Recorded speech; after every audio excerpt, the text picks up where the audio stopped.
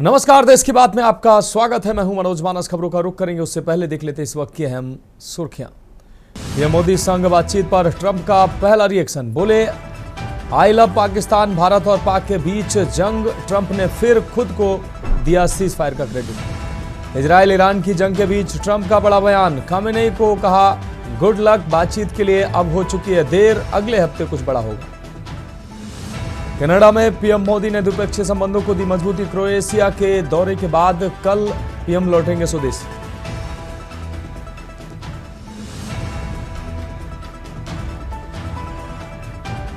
छत्तीसगढ़ में अस्पतालों की मीडिया कवरेज पर रोक। स्वास्थ्य मंत्री ने पेशेंट की निजता का दिया हवाला। पत्रकारों के विरोध संघ कांग्रेस ने किया विरोध। अहमदाबाद विमान दुर्घटना में मारे भाई की अर्थी को कंधा देने पहुंचे रमेश विश्वास। देहरादून में धामी कैबिनेट की बैठक खत्म। बैठक में 4 अहम प्रस्तावों पर लगी मुहर। प्रदेश के तमाम मंदिरों में बढ़ रहे श्रद्धालुओं की संख्या पर चर्चा। आप देख रहे हैं के न्यूज, खबरों का सारथी।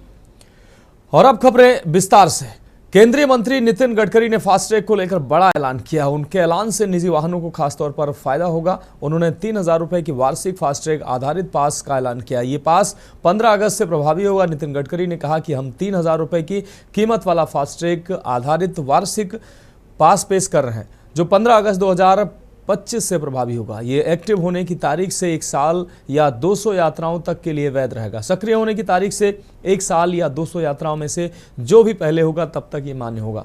आपको बता दें कि ये पास विशेष रूप से गैर व्यावसायिक निजी वाहनों जैसे कार, जीप और वैन के लिए डिजाइन किया गया है। नमस्कार।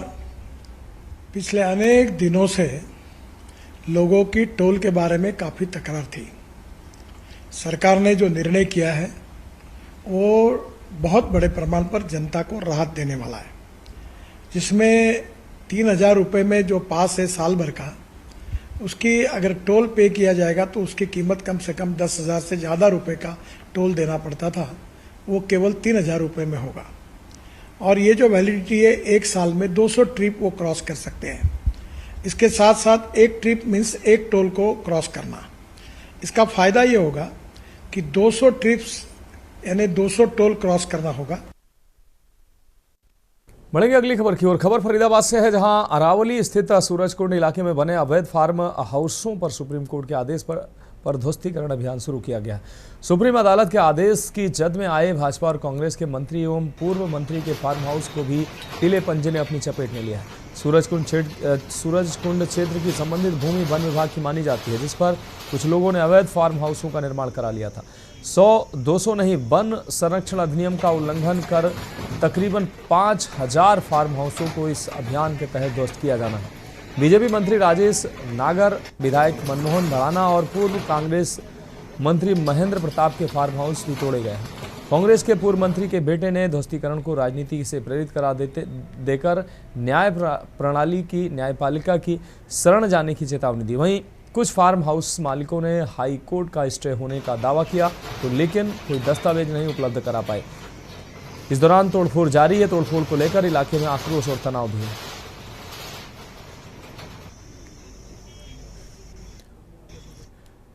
अगली खबर अंबाला से है, जहां नरेश विहार में स्वास्थ्य विभाग की टीम को औचक निरीक्षण में नलकूप ऑपरेटर ड्यूटी से नदारद मिला।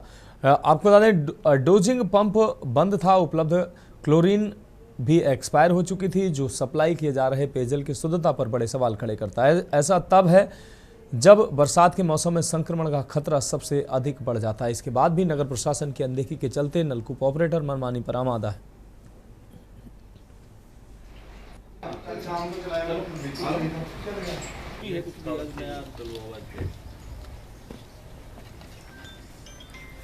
कुछ एक्शन नहीं लिया जा रहा है। यही आपके ऑपरेटर से बात कर रहा हूँ। नहीं सर, पहले जेई साहब को बोल रहा हूँ। अगली खबर कुरुक्षेत्र से, जहां हिसार में रोडवेज कर्मचारियों के साथ हुई मारपीट के मामले को लेकर कर्मचारियों में भारी रोष व्याप्त। 16 जून को हुई मारपीट के विरोध में आज प्रदेश भर के विभागीय कर्मचारी 2 घंटे कामकाज से विरत रहे और सांकेतिक धरने पर बैठे रहे। पुलिस पर कार्रवाई न करने का आरोप लगाते हुए फतेहाबाद में यूनियन अधिकारियों ने मीटिंग की।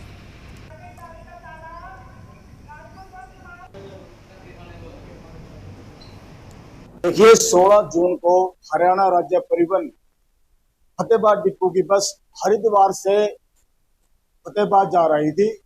जब वो बस हिसार बस स्टैंड पर पहुंची तो वहां पर 2-3 लड़के बस में चढ़ गए और कहने लगे कि हमें डंडूर पुल के पास उतार देना। परिचालक ने कहा कि वह स्टॉपेज हमारा स्टॉपेज नहीं है, फिर भी अगर आप टिकट अगले स्टॉपेज के लो तो हम आपको उतार देंगे। तो उन्होंने टिकट लेने से मना कर दिया और कहने लगे कि हम बिना टिकट ही ऐसे सफर करते हैं, आप जो करना कर लेना। बढ़ेंगे अगली खबर की ओर। खबर मोहाली से है, जहां पुलिस की साइबर टीम ने बड़ी कामयाबी हासिल करते हुए अवैध कॉल सेंटर का भंडाफोड़ करते हुए 50 करोड़ रुपए की ठगी का खुलासा किया है।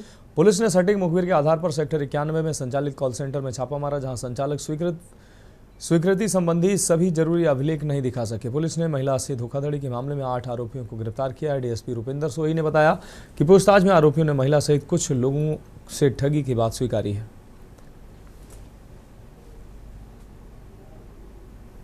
ਸੋ ਲੋਕਲ ਜਿਹੜਾ ਇੱਥੋਂ ਦੀ ਜੋ ਅੱਗੇ ਸਾਹਮਣੇ ਆਏਗੀ ਚੀਜ਼ ਕਿ ਜੋ ਇੱਥੋਂ ਦਾ ਡਾਟਾ ਹੈ ਉਹ ਇੱਥੇ ਇਹਨਾਂ ਤੋਂ ਉਧਰ ਪ੍ਰੋਵਾਈਡ ਕਰਵਾਇਆ ਜਾਂਦਾ ਹੈ। ਕਾਲਿੰਗ ਵਾਸਤੇ ਸਿਮ ਕਾਰਡ ਦੇ ਵੀ ਹੁੰਦਾ ਹੋਊਗਾ, ਤੇ ਸਿਮ ਕਾਰਡ ਦੀ ਇਹਨਾਂ ਨੂੰ ਜਿਹੜਾ ਉਹਨਾਂ ਦੀ ਜਾਂਚ ਜੋ ਹੁਣ ਤੱਕ ਦੇ ਮੋਡਿਊਲ ਸਾਹਮਣੇ ਆਏ ਨੇ, ਹਾਲੇ ਤੱਕ ਸਿਮ ਕਾਰਡ ਵਾਲੇ ਤੱਕ ਅਸੀਂ ਹਜੇ ਪਹੁੰਚੇ ਨਹੀਂ, ਬਟ ਆਨਲਾਈਨ ਇੰਟਰਨੈਸ਼ਨਲ ਨੰਬਰਸ ਸੋ ਕਿਸੇ ਨਾ ਕਿਸੇ ਐਪ ਦੇ ਥਰੂ, ਜਿਵੇਂ ਪਹਿਲਾਂ ਉਹ ਚੱਲਦੀ ਸੀ ਸੈਕੰਡ ਲਾਈਨ, ਟੈਕਸਟ ਮੀ, ਇਹ ਜਿਹੀ ਐਪਸ ਚੱਲਦੀਆਂ ਸੀ, ਉਹਨਾਂ ਦੇ through online numbers, international numbers use हो रहे थे। में इन दिनों राशन लेने पहुंचे लोगों को भारी परेशानी का सामना करना पड़ रहा है। वजह राशन कार्ड में मोबाइल नंबर अपडेट ना होना। राशन दुकानों पर पहुंचने वाले कई हितग्राहियों को सिर्फ इसलिए राशन नहीं मिल पा रहा है क्योंकि उनके आधार से लिंक मोबाइल नंबर अपडेट नहीं है। अब लोग मजबूरी में नगर निगम और पोस्ट ऑफिस के चक्कर लगा रहे हैं। स्थिति यह है कि पोस्ट ऑफिस के बाहर सुबह से ही लोगों की लंबी कतारें लग रही हैं। लोग घंटों लाइन में खड़े होकर अपना नंबर आने का इंतजार कर रहे हैं ताकि मोबाइल नंबर अपडेट करा सकें।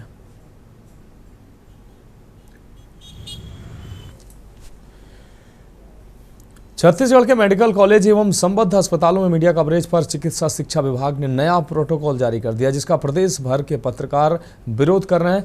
इधर इस आदेश के विरोध में पूर्व उप मुख्यमंत्री टी.एस. सिंहदेव का बयान भी सामने आया। अंबिकापुर में आयोजित एक प्रेस वार्ता में उन्होंने सरकार के इस आदेश को अलोकतांत्रिक बताया। आदेश अप्रजातांत्रिक और अलोकतांत्रिक बताया। टी.एस. सिंहदेव ने कहा कि सरकार ने मीडिया पर स्वास्थ्य शिक्षा के अंतर संचालित अस्पताल में प्रतिबंध लगाया है, इसका हम विरोध करते हैं। मरीज की निजता होती है, उसका कोई पत्रकार हनन नहीं कर रहा है। ऑपरेशन थिएटर के अंदर प्रसव के समय कोई जाकर फोटो नहीं लेता है, लेकिन अस्पताल में भर्ती मरीज अगर कुछ बताएगा तभी तो मीडिया समाचार बनाएगा। स्वास्थ्य शिक्षा के अंतर्गत जो अस्पताल संचालित हैं उनमें मीडिया के ऊपर प्रतिबंध सा लगाया, तो उसका इस मंच से मैं और हम सब साथी विरोध करते हैं। देखिए, ये कोई भी समझ सकता है कि एक मरीज है, उनकी एक निजता भी होती है। तो निजता है, कोई पत्रकार ऑपरेशन थिएटर में जाके तो फोटो नहीं खींच रहे हैं या वहाँ रिपोर्ट नहीं ले रहे हैं। किसी की डिलीवरी हो रही है तो वहाँ पर जाके तो फोटो नहीं खींच रहे हैं। लेकिन अगर कोई मरीज, मीडिया के पास जानकारी कहाँ से आएगी? मैं आपको बताऊंगा तभी तो मीडिया छापेगा। जांजगीर चांपा जिला अंतर्गत विकासखंड मुख्यालय में चल रहे अवैध क्लिनिक में स्वास्थ्य विभाग एवं राजस्व विभाग के संयुक्त तत्वाधान में नर्सिंग होम के तहत कार्रवाई की गई है, जहां नवागढ़ बस स्टैंड में चल रहे अवैध आदिले क्लिनिक पर छापेमारी की कार्रवाई की गई है। क्लिनिक को सील कर दिया गया है। इस संबंध में बीएमओ नवागढ़ डॉक्टर नरेश साहू ने बताया कि अवैध क्लिनिक के संचालन के बारे में बार बार शिकायत प्राप्त हो रही थी, जिस पर उच्च अधिकारियों के निर्देश पर आज स्वास्थ्य एवं राजस्व विभाग की टीम द्वारा आदिले क्लिनिक पर छापेमारी कार्रवाई की गई, जहां पर क्लिनिक संचालक मनोहर आदिले से संचालन करने संबंधी वैध दस्तावेज की मांग की गई, परंतु उसके पास कोई वैध दस्तावेज प्रस्तुत नहीं किया गया उसके द्वारा।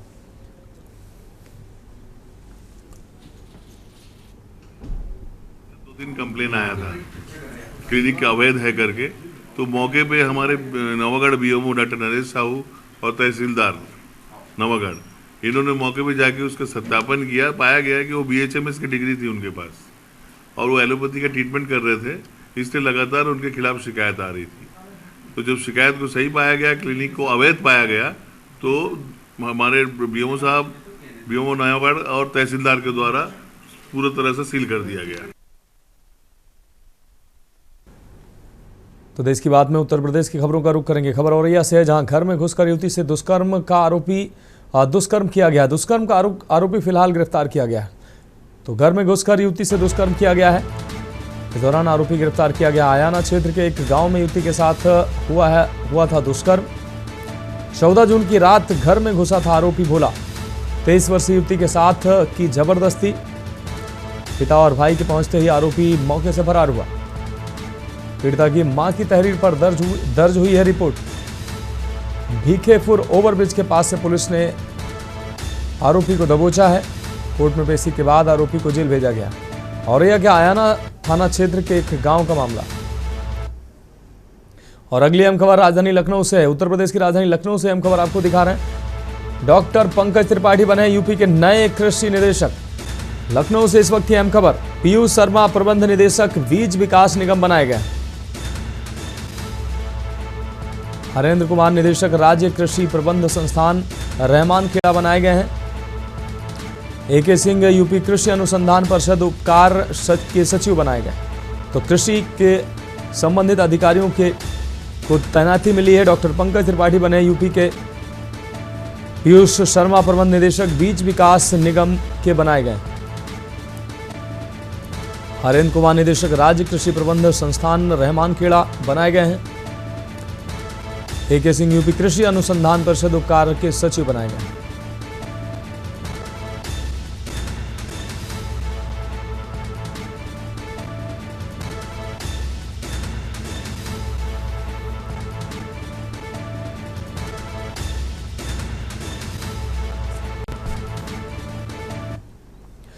और अगली अहम खबर जनपद औरैया से। औरैया से अहम खबर आपको दिखा रहे हैं। दबंग की दबंगई का वीडियो वायरल हुआ है। इस वक्त की ये अहम खबर राजस्व टीम के सामने ही पीड़ित से की गई हाथापाई। पुलिस तमाशबीन बनी रही। भूमाफिया लालमन ने दबंगई की। साहेल के दीपपुर गांव में भूमाफिया लालमन की दबंगई देखने को मिली है। आप तस्वीरों में देख सकते हैं। माफिया लालमन ने खुलेआम दी जान से मारने की धमकी। पट्टे की जमीन खाली कराने पहुंची थी राजस्व की टीम। प्रशासनिक मौजूदगी में भी पीड़ित को नहीं मिला न्याय। पीड़ित परिवार डरा सहमा सीएम से लगाई गुहार। प्रशासनिक अधिकारियों की मौजूदगी में भी पीड़ित को न्याय नहीं मिला।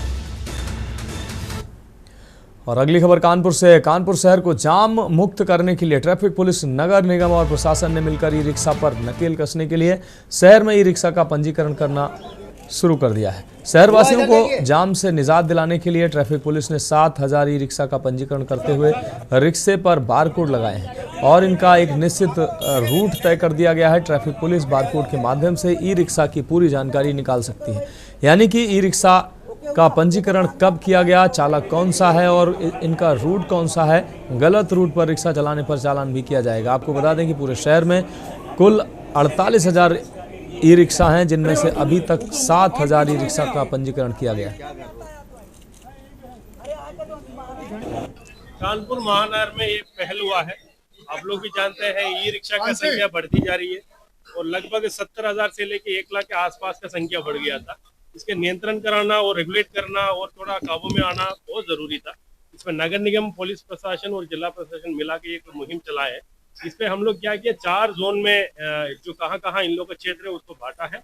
उसके बाद रूट भी हम लोग निर्धारित किए हैं। आज इस इवेंट में 7000 लोग का हम लोग QR कोड के साथ एक बोर्ड चिपका करके उस पर गाड़ी पे दिया है। अगली खबर औरैया से है, जहां रोथियापुर गांव 11,000 kV विद्युत लाइन के तार में मौत बनकर हवा में झूल रहे हैं। ग्रामीणों के मुताबिक खेत में आवागमन करते हुए कई किसान विद्युत लाइन में जारी करंट के चपेट में आ चुके हैं। इसके बावजूद विभागीय अफसर जर्जर पोल जमीन से काफ़ी करीब लटक रहे हैं, वो तार अभी तक नहीं कसवा रहे हैं। तो अधिकारियों की लापरवाही साफ तौर पर देखी जा रही है, इसलिए अक्सर विद्युत आपूर्ति भी बाधित रहती है। ग्रामीणों ने प्रशासनिक अधिकारियों से व्यवस्थाएं दुरुस्त करने की मांग की है।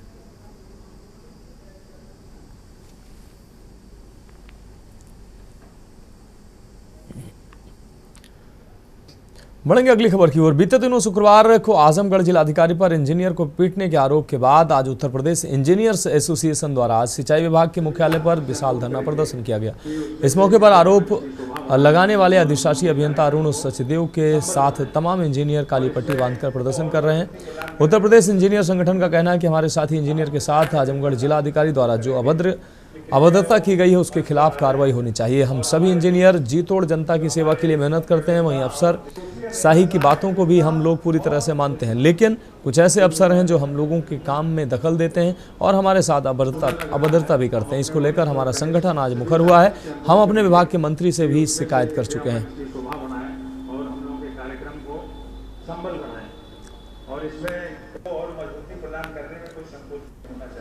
जिलाधिकारी आजमगढ़ द्वारा डंडे से हमारे इंजीनियर को बुला के पीटा गया, जो दुर्भाग्यपूर्ण है।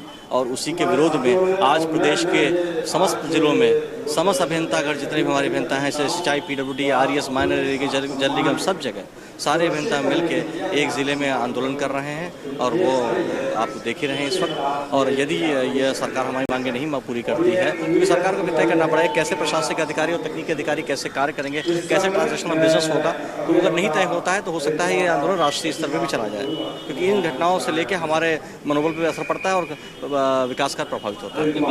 जी, शाम को 4:45 बजे मुझे कैंप करने में बुलाया गया डीएम महोदय के द्वारा। उनके कैंप से फ़ोन आया कि डीएम साहब बात करना चाहते हैं। फिर डीएम साहब ने बात की मेरे से 4:45 बजे कि जो आपसे सूची मांगी गई थी वो आपने क्यों नहीं दी। तो मैंने उसमें अवगत कराया कि सर मेरी सूचना रेडी है, उसमें जो आधी सूचना तहसील से आनी थी वो उसके लिए मैंने एसडीएम साहब को लेटर लिख दिया है। वो जैसे सूची आएगी मैं आपको सूचना अपडेट करा दूंगा। तो डीएम महोदय कहते हैं कि अच्छा आप काम करिए, मेरे पास तुरंत कैंप पे आ जाइए। मैंने बोला मैंने कहा 15 मिनट बाद मुख्य सचिव साहब की वीसी है, आपने मुझे वहाँ बुला रखा है, आपको वहीं मिल लेता हूँ। बड़े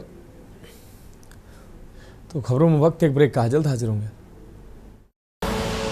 आप देख रहे हैं के न्यूज, खबरों का सारथी।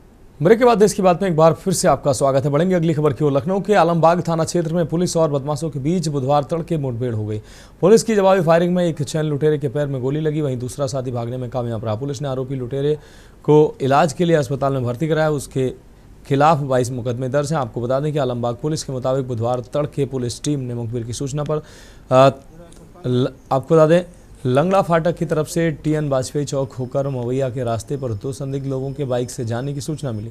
पुलिस टीम ने लंगड़ा फाटक के पास ग्राहम बेल मोड़ पुलिया के पास दोनों को रोकने की कोशिश की, लेकिन बाइक सवार युवकों ने भागने की कोशिश की, जिससे उनकी बाइक फिसल गई, जिसके बाद बाइक सवार एक युवक ने पुलिस पर फायरिंग भी कर दी। पुलिस की जवाबी फायरिंग में उसके पैर में गोली लगी, जबकि दूसरा साथी भाग निकला।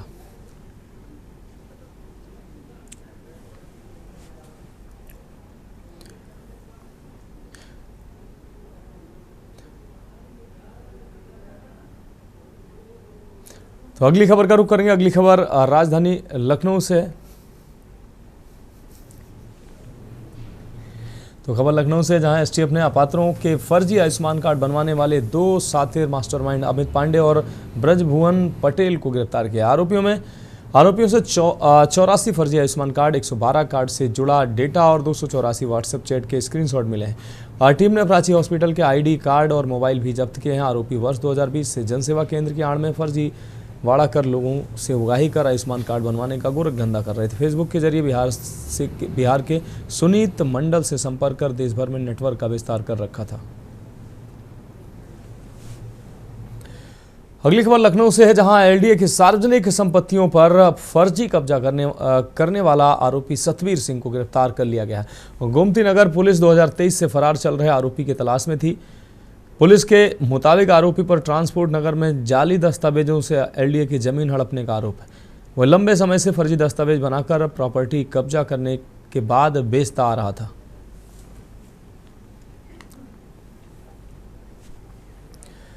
अगली खबर बलिया से, जहां आजमगढ़ जिले में सिंचाई विभाग के इंजीनियर की वहां के जिलाधिकारी द्वारा पिटाई किए जाने से नाराज बलिया में सिंचाई विभाग इंजीनियर्स एसोसिएशन ने अपना विरोध जताते हुए प्रदर्शन कर मुख्य विकास अधिकारी को ज्ञापन दिया है।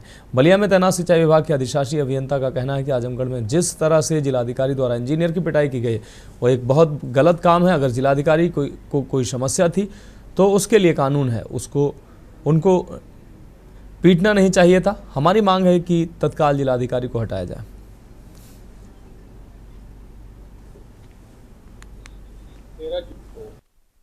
आजमगढ़ में जिलाधिकारी आजमगढ़ द्वारा अपने कैंप कार्यालय में वहाँ के शासी अभियंता बार खंड आजमगढ़ के शासी अभियंता को बुलाया गया। कैंप कार्यालय में जब वो शाम को पहुँचे तो उनका मोबाइल जमा करा लिया गया। उसके बाद उनके साथ जो है डीएम अंदर बुलाए, वहाँ गए तो उनके साथ अभद्रता, गाली गलौज और मारपीट की गई।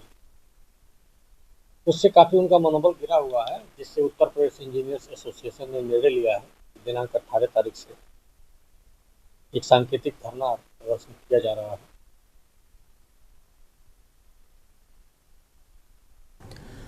उत्तर प्रदेश विधानसभा की प्रतिनियुक्ति समिति की उप समिति की बैठक आज सरसैया घाट स्थित नवीन सभागार में संपन्न हुई है। आपको बता दें, एमएलसी अरुण पाठक की अध्यक्षता में हुई इस बैठक में हरदोई विधायक माधवेंद्र प्रताप सिंह और संत कबीर नगर के विधायक गणेश भी शामिल होने पहुंचे। बैठक में परिवहन, औद्योगिक विकास और आवास विकास आदि विभागों के अधिकारी भी शामिल हुए। एमएलसी ने आरटीओ विभाग की कार्यशैली पर नाराजगी जताते हुए आरटीओ प्रशासन आलोक कुमार को फटकार लगाई। साथ ही ऑफिशियल वर्दी में नहीं मिलने वाले अधिकारियों को लेकर सवाल उठाए। उन्होंने 17 ब्लैक स्पॉट की समीक्षा कर दुर्घटनाएं रोकने के प्रभावी प्रयास करने के निर्देश दिए।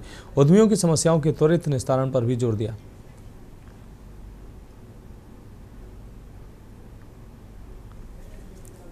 सीडा के अंतर्गत था और वहाँ पर आवास विकास ने भी भूमि अधिग्रहण की थी। उससे संबंधित जो वहाँ के किसान स्थानीय लोग हैं, लगभग 10 वर्ष पूर्व आवास विकास ने और आज से लगभग 16 वर्ष पहले यूपी सीडा ने वहाँ पे भूमि अधिग्रहण की थी।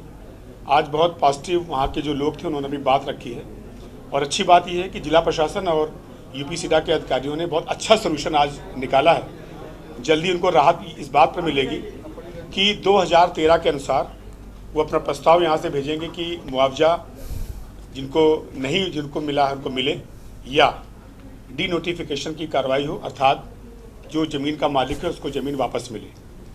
लगभग इन्हीं 2 मुद्दों के आधार पर वहाँ के किसान और वहाँ के क्षेत्र के लोग ये अपनी मांग कर रहे थे। आदरणीय मुख्यमंत्री योगी जी के शासन में ये शासन किसानों के साथ है। ये शासन उन लोगों के साथ है जिनको लगभग 2009 से लेकर 2017 तक न्याय नहीं मिल पाया था। अब इस सरकार में न्याय मिलेगा। और अब बढ़ेंगे अगली अहम खबर की ओर। खबर कानपुर से, जहां यूपी T20 लीग के तीसरे सत्र के लिए बुधवार को ऑक्शन संपन्न हुआ। एक दिवसीय नीलामी प्रक्रिया में प्रदेश के 170 खिलाड़ियों का चयन हुआ है। लखनऊ फाल्कन की टीम में कानपुर शहर के गुजैनी के रहने वाले निशांत गौड़ का सिलेक्शन हुआ।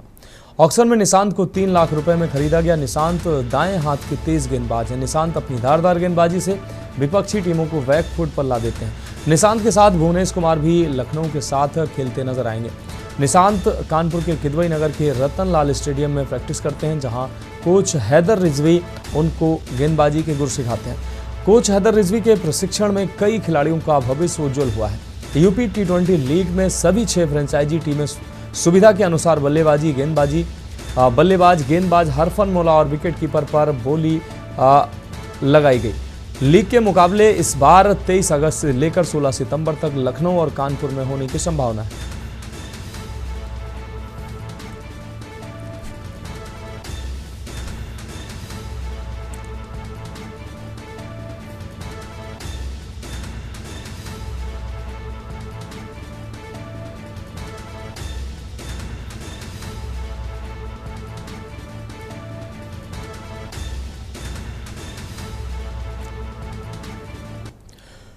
तो खबरों में फिलहाल वक्त ब्रेक का है, जल्द हाजिर होंगे।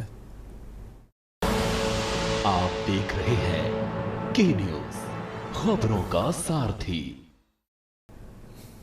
ब्रेक के बाद देश की बात में एक बार फिर से आपका स्वागत है। बढ़ेंगे अगली खबर की ओर। खबर आगरा से है, जहां राष्ट्रीय महिला आयोग के अध्यक्ष विजया राहटकर RBS कॉलेज में आयोजित सीज ए चेंज मेकर कार्यशाला का उद्घाटन करने पहुंची। भारत सरकार द्वारा आयोजित इस एक दिवसीय कार्यशाला में 4 जनपदों की पंचायती राज और शहरी निकाय की निर्वाचित महिला प्रतिनिधियों को सहभागिता के लिए आमंत्रित किया गया। आयोग अध्यक्ष ने दीप प्रज्वलन के साथ कार्यक्रम का शुभारंभ कराया। साथ ही महिला प्रतिनिधियों से क्षेत्रीय महिलाओं को स्वावलंबन के लिए जागरूक बनाने का आह्वान किया। कार्यक्रम में केंद्रीय राज्य मंत्री SP सिंह बघेल और यूपी महिला आयोग की अध्यक्ष बबीता चौहान सहित अन्य अधिकारी मौजूद रहे। राष्ट्रीय महिला आयोग की अध्यक्ष विजया राहटकर RVS कॉलेज में भारत सरकार के द्वारा 1 दिवसीय कार्यशाला का ये उद्घाटन में शामिल हुई।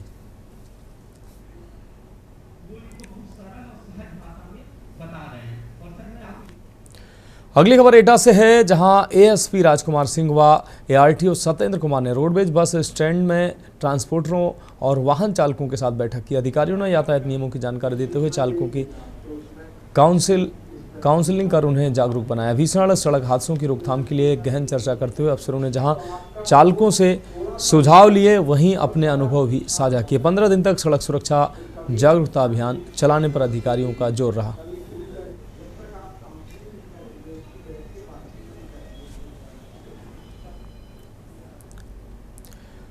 अगली खबर इटावा से है, जहां आजमगढ़ में सिंचाई विभाग के इंजीनियर के आरोप पर विभिन्न विभागों के इंजीनियर लामबंद हो गए हैं। यहां सिंचाई विभागीय गेस्ट हाउस में सिंचाई सहित PWD व विद्युत आदि विभागों में कार्यरत इंजीनियर्स एकत्रित हुए। उन्होंने काली पट्टी बांधकर नारेबाजी करते हुए आजमगढ़ मामले की निंदा की। आरोप है कि आजमगढ़ डीएम ने सिंचाई विभाग के इंजीनियर के साथ अभद्रता करते हुए मारपीट भी की। सिंचाई विभाग के अधीक्षण अभियंता अमिताभ कुमार ने डीएम को बर्खास्त कर कानूनी कार्रवाई की मांग की।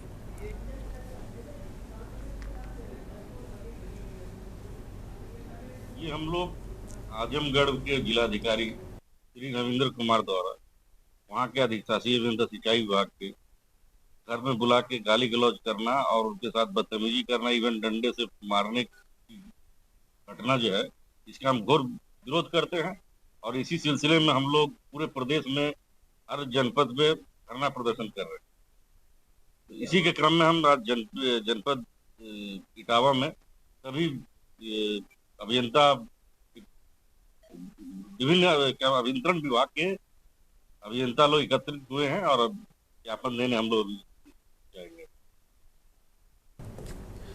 अगली खबर अमेठी से है, जहां जामो थाना क्षेत्र के गौरीशंकर, आपको बता दें, जामो थाना क्षेत्र के गौरीशंकर दुबे का पूर्वा गांव में पत्नी की बेवफाई से एक परिवार बुरी तरह से दहला हुआ है। पति ने बीती रात पत्नी को प्रेमी संग रंगे हाथ देख लिया, लेकिन पकड़ने से पहले प्रेमी शोर सुनकर घर से भाग निकलने में कामयाब रहा। हालांकि उसकी चप्पल मौके पर छूट गई। पत्नी कई दिनों से खाने में नशीला पदार्थ मिलाकर पति को सुलाने के बाद प्रेमी संग रंगरलिया मनाती आ रही थी। 4 साल पहले दोनों की शादी हुई थी, लेकिन पत्नी का प्रेम संबंध उजागर होने के बाद अब पति और परिवार उसे घर में रखने को तैयार नहीं।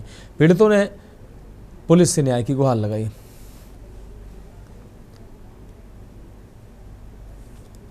मैं रात को लड़के और लड़की को दोनों साथ में पकड़ा था। उसने मुझे जहर मिला के दिया। मैं उसके प्रेमी के साथ जो है उसको छोड़ना चाहता हूँ। 2001 प्रेमी का और क्या नाम है आपके? आकाश कुमार दुबे और मधु तिवारी। 2021 में शादी हुई थी। आप क्या चाहते हैं? आप हम उसको उसके प्रेमी के साथ छोड़ना चाहते हैं, उसी के साथ चले जाए। मधु कौन है आपकी? पत्नी है हमारी। ऐसा क्यों करना चाहते हैं आप? जो है हमें मारने का प्रयास किया, जो है जहर मुझे दिया, जो है पानी में मिला के। थाने इस कारण आए हैं कि लड़का को हमारे रात को दवाई जहर के पिला दिए थे। कौन पिलाया? आकाश मिलके और बहू ने मिलके, दोनों जने। और हम उनको पकड़ा भी और 2-3 हाथ भी मारा हमने। वो हमको झिटक के भाग लिया, हमारे चोट भी लगी है और भाग लिया। तो हम ये चाहते हैं कि वो बहू अपने प्रेमी के साथ चली जाए, हमसे छुटकारा मिल जाए। इस कारण कि हमारे जान को खतरा, हमारे लड़के को खतरा, वो मार जाएगी, हमारे लड़कों को जीने नहीं। शादी हुई थी? आज 4 साल हो गए। उत्तर प्रदेश के देवरिया जनपद से इस वक्त की ये अहम खबर है, जहां थाना लार पुलिस ने अवैध शराब के कारोबार पर बड़ी कार्रवाई करते हुए 30 पेटी अंग्रेजी शराब बरामद की। यह कार्रवाई ऑपरेशन प्रहार के तहत की गई है और बताया जाता है कि पुलिस अधीक्षक देवरिया विक्रांत वीर के निर्देशन और अपर पुलिस अधीक्षक दक्षिणी सुनील कुमार सिंह के पर्यवेक्षण में लार पुलिस ने चेकिंग के दौरान ये कार्रवाई की। मुखबिर की सूचना पर मेहरोना चौकी के पास एक बोलेरो मैक्सी ट्रक प्लस वाहन को रोका गया। तलाशी के दौरान उसमें पंजाब निर्मित रॉयल स्टैग ब्रांड की 30 पेटी अंग्रेजी शराब बरामद हुई है, जिसे बिहार ले जाया जा रहा था। आपको बता दें कि गिरफ्तार अभियुक्तों की पहचान बिट्टू साहू निवासी खगड़िया और अजय साहनी निवासी बेगूसराय बिहार के रूप में हुई है। पुलिस अधीक्षक देवरिया द्वारा अपराध और अपराध के विरुद्ध चलाए जा रहे ऑपरेशन प्रहार के अंतर्गत दिनांक 18/6/24 को लार पुलिस द्वारा मेहरोना चौकी के पास चेकिंग के दौरान पंजाब नंबर की बोलेरो मैक्सी ट्रक से बिहार ले जाई जा रही 30 पेटी रॉयल स्टैग अंग्रेजी शराब जो पंजाब राज्य की है बरामद कर 2 व्यक्तियों की गिरफ्तारी कर समुचित धाराओं में अभियोग पंजीकृत करते हुए विधिक कार्रवाई की जा रही है। बरामद बोलेरो व शराब की अनुमानित कीमत लगभग 8 लाख रुपए है। संभल शहर के चौधरी सराय क्षेत्र में चल रहे एक ओयो होटल पर सिटी मजिस्ट्रेट सुधीर कुमार ने छापा मारा। छापेमारी के दौरान 9 में से 5 कमरों में युवक युवतियां आपत्तिजनक स्थिति में पाए गए। पूछताछ में सभी ने खुद को पति पत्नी बताया, लेकिन जब आईडी कार्ड जांचे गए तो उनमें अलग अलग पते और पहचान सामने आई, जिसमें उनकी बात झूठी साबित हुई। ओयो होटल चौधरी सराय चौकी के ठीक पीछे पिछले 6 से 7 महीने से बिना स्पष्ट अनुमति के संचालित हो रहा था। शिकायतें मिलने के बाद प्रशासन ने कार्रवाई करते हुए मौके पर पहुंचकर जांच की है। सिटी मजिस्ट्रेट सुधीर कुमार ने तत्काल प्रभाव से होटल को सील करने के निर्देश दिए। सिटी मजिस्ट्रेट सुधीर कुमार का कहना है कि होटल प्रबंधन से पूछताछ की जा रही है और बिना सत्यापन के कमरे देने, संदिग्ध गतिविधियों को बढ़ावा देने जैसे मामलों में बड़ी कार्रवाई की जाएगी। प्रशासन की कार्रवाई के बाद इलाके में हड़कंप मचा हुआ है।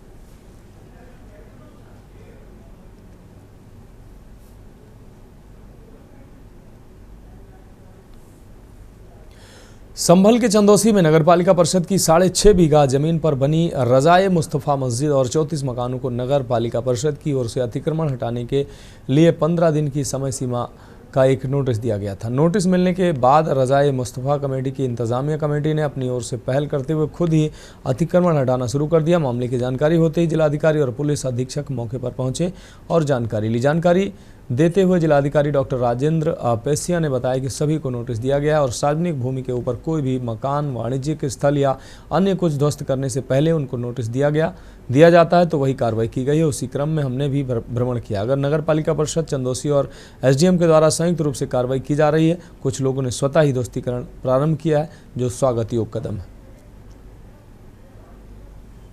नोटिस दिया गया है और सार्वजनिक भूमि के ऊपर कोई भी मकान, वाणिज्यिक स्थल या अन्य कुछ ध्वस्त करने से पहले उनको नोटिस दिया जाता है तो वही कार्रवाई की गई। इसी क्रम में हमने भी भ्रमण किया तो नगर पालिका परिषद चंदौसी और एसडीएम साहब के द्वारा संयुक्त रूप से कार्रवाई की जा रही है।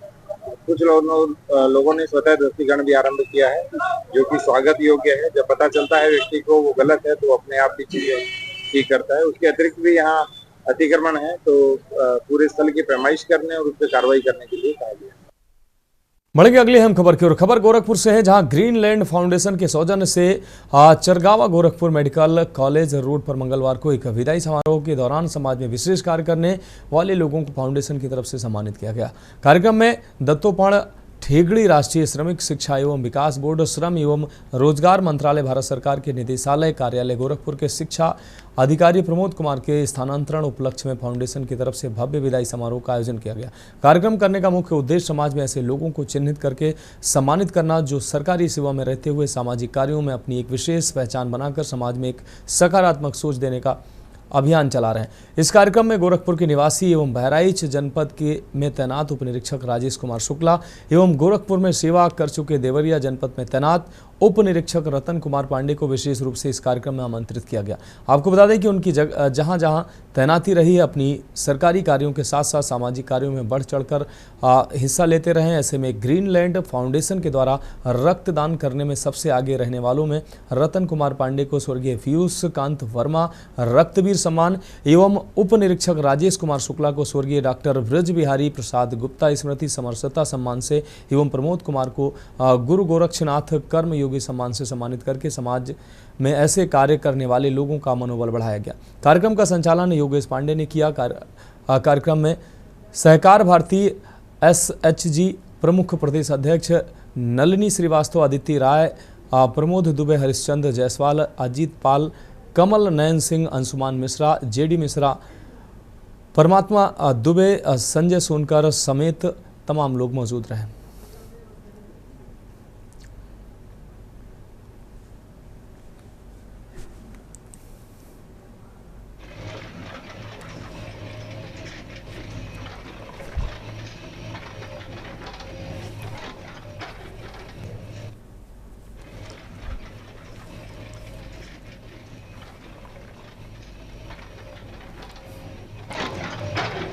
बढ़ेंगे अगली खबर की और खबर उधम सिंह नगर से है। रुद्रपुर के फजलपुर महरोला में प्रशासन की टीम ने सीलिंग की भूमि से अवैध निर्माण ध्वस्त करने की कार्रवाई की है। आपको बता दें, एसडीएम किक्षा के नेतृत्व में प्रशासन और भारी संख्या में पुलिस टीम फाजलपुर महरोला में पहुंची और अवैध निर्माण मकानों को जेसीबी मशीन से ध्वस्तीकरण की कार्रवाई की गई।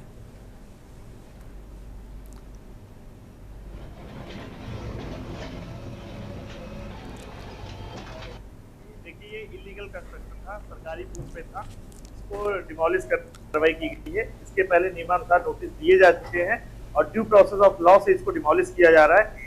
इस तरीके से जो भी अन्य भी अतिक्रमण है, चाहे वो प्राधिकरण के द्वारा भी सेपरेट नोटिस दिए गए हैं और उसके बाद भी नोटिस देने के उपरांत भी जिसके द्वारा बाउंड्री बनाई जा रही है, निर्माण किया जा रहा है, जैसा कि आप देख सकते हैं, नोटिस देने के उपरांत भी निर्माण चल रहा था, वर्तमान में भी निर्माणाधीन बिल्डिंग थी। ऐसी सभी बिल्डिंगों को चिन्हित किया गया है। ऐसे सभी निर्माणाधीन स्ट्रक्चर को इस संदर्भ में जिलाधिकारी महोदय के शासन के स्पष्ट निर्देश है कि इनका इलीगल कंस्ट्रक्शन नहीं होने देना है, तो उस पर डिमोलिशन की कार्रवाई की जा रही है। बढ़ेंगे अगली खबर की ओर। खबर हल्द्वानी से है, जहां उमा कोरंगा आपको बता दें एमएससी वनस्पति विज्ञान में है और उनका चयन नैनीताल जिले में आंगनबाड़ी कार्यकर्ती के रूप में हुआ है। उमा का कहना है कि वह पिछले कुछ समय से स्टेट लेवल प्रतियोगिताओं की तैयारी कर रही थी, लेकिन उनका चयन नहीं हुआ। लेकिन जब आज उनका चयन आंगनबाड़ी कार्यकर्ती के रूप में हुआ तो वे बेहद खुश है। उमा का कहना है कि अभी कोई बच्चों को पढ़ाते हैं और अब आंगनबाड़ी में बच्चों को पढ़ाएंगे। इसे विडंबना ही कहा जा सकता है कि एमएससी की डिग्री लेने के बावजूद भी आंगनबाड़ी में काम करने के लिए बच्चों को काफ़ी लंबा लाइन का इंतजार करना पड़ रहा है। इससे पहले बाल विकास एवं महिला सशक्तिकरण मंत्री रेखा आर्य ने हल्द्वानी में नैनीताल जिले की 177 आंगनबाड़ी कार्यकर्तियों को उनके नियुक्ति पत्र सौंपे। नैनीताल जिले में कुल 323 महिलाओं का आंगनबाड़ी में चयन हुआ है, जिसमें से 177 महिलाओं को आज उनकी नियुक्ति पत्र सौंप दिए गए।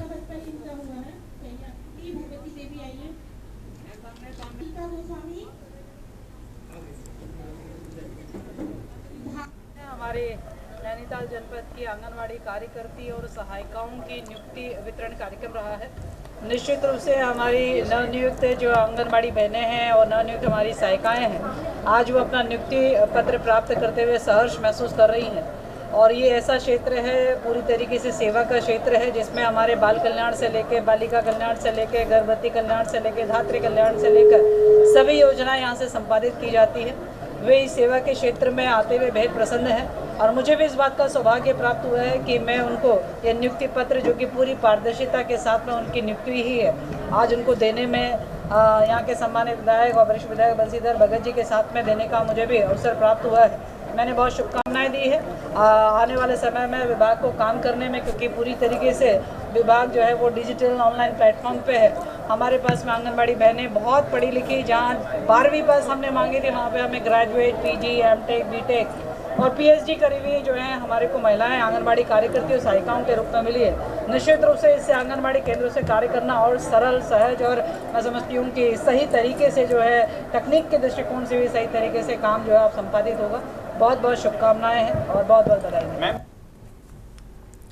अगली खबर हरिद्वार से, जहां ईरान और इजराइल के बीच छिड़े युद्ध का असर अब हरिद्वार तक पहुंच गया। हरिद्वार के मंगलौर, तांडा, भनेड़ा और जैनपुर झंझेड़ी से धार्मिक यात्रा और इस्लामिक स्टडीज़ के लिए ईरान गए युवक, महिलाएं और बच्चे अब वहां फंस गए हैं। हवाई हमले के चलते ईरान ने एयरवेज सील कर दिए और उड़ानें पूरी तरह से बंद है। परिजन यहां बेसुध और सरकार से अपनों की सकुशल वापसी की गुहार लगा रहे हैं। जिला प्रशासन ने पुष्टि की है कि कुछ स्थानीय लोग ईरान में फंसे हैं और उनकी लिस्ट बनाकर राज्य सरकार और गृह मंत्रालय को भेजा जा रहा है।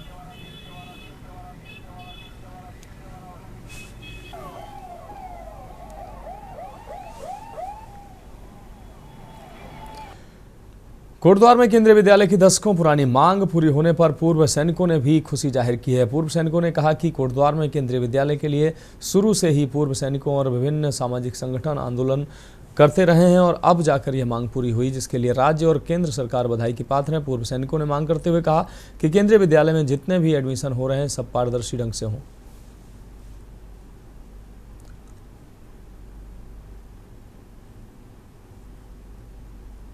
अध्यक्ष थे लेफ्टिनेंट जनरल, उन्होंने भी हमारी बातों को संज्ञान में लिया और केंद्रीय विद्यालय की फाइल को स्वीकृत करा दी।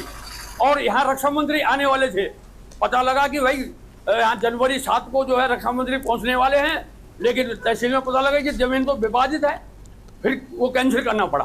अब जो कुछ भी है, अब हम सारे विवादों को जो कुछ भी है, अब इसको हम एक बार कोटद्वार वासियों को, एक ऐसा हमारे पूर्व सैनिकों को, जो कोटद्वार एक विधानसभा सैनिक बहुल विधानसभा है, उनके बच्चों को एक नया दिन की शुरुआत हो रही है। कलाम केंद्रीय विद्यालय का एडमिशन शुरू है और देर आए दुरुस्त आए, सरकारों ने इस विषय पे संज्ञान लिया और केंद्रीय विद्यालय की स्वीकृति की।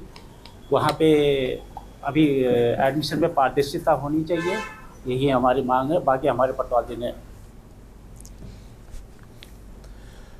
अगली खबर खटीमा से है, जहां खटीमा वन रेंज की यूपी सीमा से लगे जादवपुर इलाके में खेत में धान की रोपाई करने गए जनपद पीलीभीत के बीसलपुर निवासी एक मजदूर पर घात लगाए खतरनाक वन्य जीव ने अचानक हमला कर दिया, मौत की घाट उतार दिया। वहीं आनन फानन में घायल मजदूर जितेंद्र सिंह को इलाज के लिए उपजिला चिकित्सालय खटीमा ले जाया गया, जहां जांच के बाद डॉक्टर की टीम ने लोकेशन ट्रेस करने के लिए घटनास्थल के आसपास थर्मल कैमरे लगा दिए।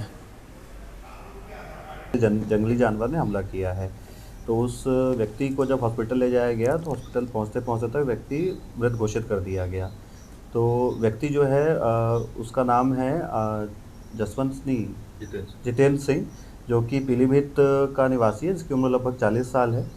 तो उसके बाद से हमने उस क्षेत्र में जितने भी वहाँ सैंपल्स वगैरह थे, चाहे आपके ब्लड के सैंपल हों, ब्लड के सैंपल, हेयर सैंपल और वहाँ जो पगमार्क वगैरह हैं ले लिए हैं, जिससे कि पहले पुष्टि हो सके। जी, एक सुबह 6:30 बजे आज व्यक्ति आया था जिसका नाम जितेंद्र सिंह है। वो 40 साल का व्यक्ति है, पीलीभीत की रहने वाले। दरअसल बताया जा रहा है कि उस पर किसी वाइल्ड एनिमल ने अटैक किया था, उसकी यहाँ लाने तक मृत्यु हो गई थी। फिलहाल उसका पोस्टमार्टम हो गया है और रिपोर्ट हमने पुलिस को सौंप दी है। धान लगाने जा रहे थे खेत, तो हम लोग 8 लोग थे, तो कुछ लोग आगे निकल गए, तो पीछे मोटर पानी पीने लगे, तो उसने नदी है उसमें से झाड़ी में से निकल के और उस पर पार कर दिया। अकेला था, हम लोग थे 8 लोग। तो वार किया तो आप लोगों ने बीच बचाव करने की कोशिश की थी? तो वो लेके चला तो हम लोग पीछे भागे तो छुड़ाया इसे। बढ़ेंगे अगली खबर की ओर। खबर देहरादून से, जहां उत्तराखंड में युवाओं के साथ हो रहे रोजगार के नाम पर खिलवाड़ को लेकर यूकेडी युवा प्रकोष्ठ लेबर कोड का घेराव करेगी। इसी को लेकर यूकेडी के युवा प्रकोष्ठ के केंद्रीय अध्यक्ष आशीष नेगी ने बताया कि प्रदेश में भ्रष्ट तंत्र चल रहा है। सरकारी रोजगार तो आप भूल ही जाइए, जो प्राइवेट कंपनियों में युवा काम कर रहे हैं उनको भी समय पर वेतन नहीं मिल पा रहा है।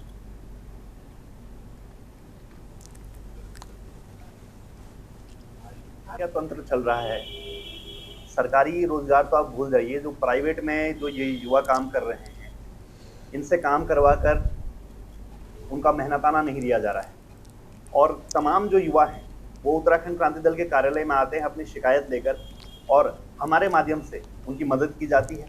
कई मामले उत्तराखंड क्रांति दल द्वारा लेबर जो कोर्ट है, लेबर कमिश्नर तक पहुँचाए गए हैं। उसके बावजूद मुझे ऐसा लगता है कि पूरी ईमानदारी से जो लेबर ऑफिसर्स हैं, जो कर्मचारी हैं, वो काम नहीं कर रहे हैं, जिस पर शीघ्र संज्ञान लेना चाहिए लेबर जो ऑफिसर्स हैं, लेबर कमिश्नर हैं, क्योंकि उत्तराखंड क्रांति दल एक बड़े आंदोलन की चेतावनी देता है।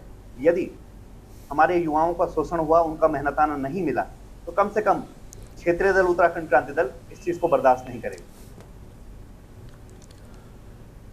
राज्य में त्रिस्तरीय पंचायत चुनाव की सरगर्मियां तेज हो गई हैं, तो वहीं चुनाव निर्वाचन आयोग के त्रिस्तरीय पंचायतों की मतदाता सूची जारी कर दी गई है। इससे उत्तराखंड के मतदाता सूची पोर्टल पर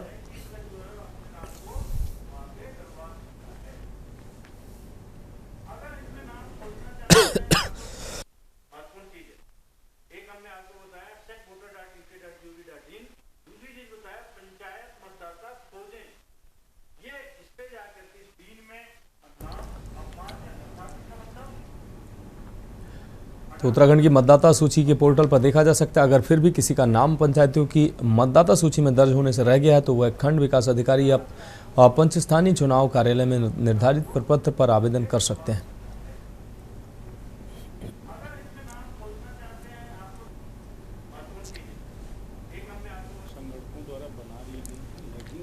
भी मतदाताओं को ये अवसर है कि अगर उनका नाम छूटा हुआ है, अगर उनके नाम में कोई त्रुटि है या अपने नाम का अपमार्जन कराना चाहते हैं, यानी कि निर्वाचक नामावली से नाम को डिलीट कराना चाहते हैं, तो उनके पास अवसर है।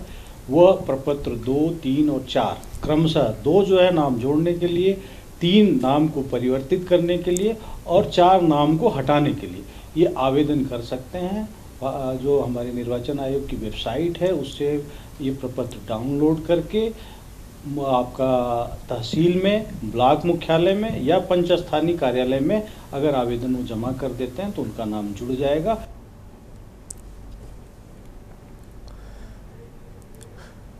तो खबरों में वक्त एक और ब्रेक का, जल्द हाजिर होंगे।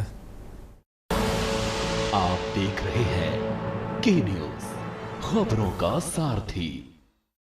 ब्रेक के बाद इसके बाद में एक बार फिर से आपका स्वागत है। खबर लक्सर से है, जहां बीती कल एक व्यक्ति द्वारा तहसील दिवस कार्यक्रम में उद्यान अधिकारी के ऊपर लाखों रुपए के भ्रष्टाचार का आरोप लगाते हुए एक शिकायत की गई थी, जिस पर उप जिलाधिकारी द्वारा जांच के आदेश दे दिए गए। शिकायतकर्ता द्वारा कहा गया था कि किसानों के खेतों में प्रधानमंत्री सूक्ष्म सिंचाई योजना में डाली जाने वाली पाइपलाइन में बड़ा गड़बड़ घोटाला है, जिसमें उद्यान अधिकारी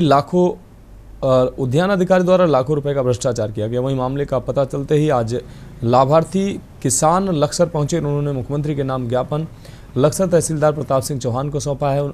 उन्होंने कहा कि हमारे साथ किसी भी तरह का कोई भ्रष्टाचार नहीं हुआ, शिकायतकर्ता को हम जानते भी नहीं हैं। हमारे खातों में जो सूक्ष्म सिंचाई की लाइन लगाई गई है वह मौके पर मौजूद है। आपको बता दें, उद्यान विभाग द्वारा हम लोगों से पैसे की कोई मांग नहीं की गई। उन्होंने मांग की है कि फर्जी शिकायत करने वाले शिकायतकर्ता के खिलाफ पूरे मामले की जांच कर कार्रवाई होनी चाहिए।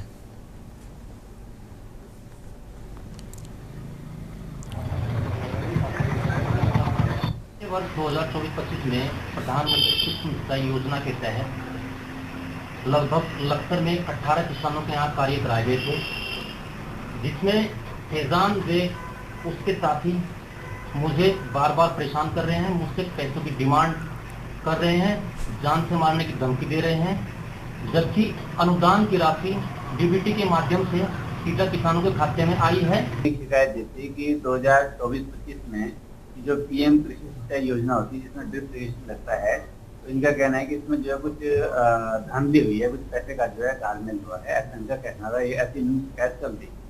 तो उसके संबंध में आज ये कुछ गाँव के लोग आए थे। जो बेनिफिशियरी है उस योजना का, जो बेनिफिशियरी है ये सुभाषगढ़, सिद्धू, ताप्ती, ऐसे 6-7 गाँव के लोग आए थे। उन्होंने मुख्यमंत्री जी को संबोधित एक ज्ञापन दिया जिसमें ये कहा गया कि ऐसी कोई धांधली नहीं हुई है और जो पैसा वो डायरेक्ट बेनिफिट ट्रांसफर के तहत जो हमारे अकाउंट में आया है और किसी को धांधली नहीं हुई दोबारा। तो उसमें 1 साल पहले लगी थी वो, और वो हमारे यहाँ हैं ना, हमारे को किसी ने कोई पैसा दिया, सीधा हमारे खाते में पैसा आया है, हमें कोई दिक्कत नहीं, कोई टेंशन नहीं। और ये जो पहले में कर रहा है सब पता आपको, हम सब काजकार जो हो सब ठीक ठाक हो।